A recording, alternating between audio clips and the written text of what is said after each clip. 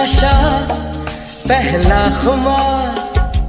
90s का दौर अपने शानदार म्यूजिक के लिए आज भी याद किया जाता है। नया प्यार है, नया इंतजार। और उस दौर में जो म्यूजिक डायरेक्टर सबसे ज्यादा छाए हुए थे, उनमें सबसे पहला नाम नदीम श्रवण की जोड़ी का आता है।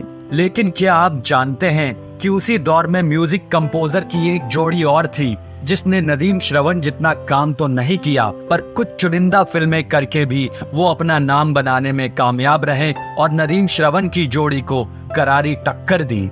हमारी बातें को जितना हमें आता है। इस जोड़ी ने उस दौर में इतना शानदार काम किया था कि आज भी इन्हें इनकी फिल्मों के म्यूजिक के लिए याद किया जाता है।